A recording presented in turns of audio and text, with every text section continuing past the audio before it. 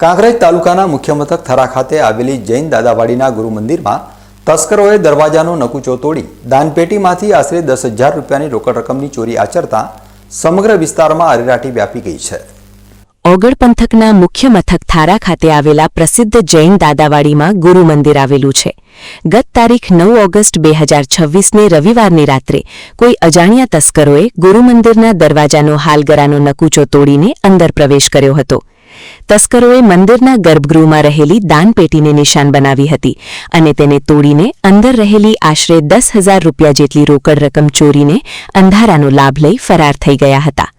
સોમવારે સવારે જ્યારે મંદિરના પૂજારી નિત્યક્રમ મુજબ પૂજા અર્ચના કરવા માટે આવ્યા ત્યારે મંદિરનો દરવાજો ખુલ્લો અને દાનપેટી તૂટેલી હાલતમાં જોઈને ચોંકી ઉઠ્યા હતા।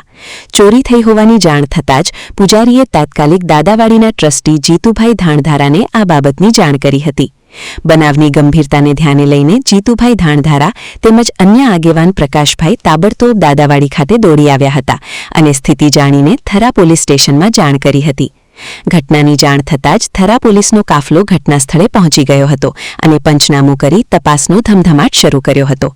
પોલીસે મંદિર પરિસર તેમજ આજુબાજુના વિસ્તારમાં લાગેલા સીસીટીવી કેમેરાના ફૂટેજ ચકાસવાની કામગીરી હાથ ધરીને અજાણ્યા તસ્કરોને ઝડપી પાડવા ચક્રો ગતિમાન કર્યા છે।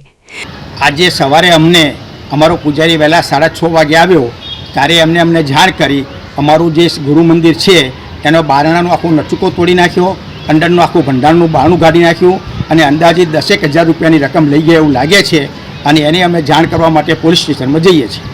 પવિત્ર ધાર્મિક સ્થળમાં થયેલી આ ચોરીના બનાવને પગલે જૈન સમાજ સહિત સ્થાનિક રહીશોમાં ભારે આક્રોશ જોવા મળી રહ્યો છે। ત્યારે થરા પોલીસ વહેલી તકે આ ચોરીનો ભેદ ઉકેલી ગુનેગારોને સલાખો પાછળ ધકેલે તેવી માંગ ઉઠી છે। Mansingh Chauhan, BK news channel, Kankrej.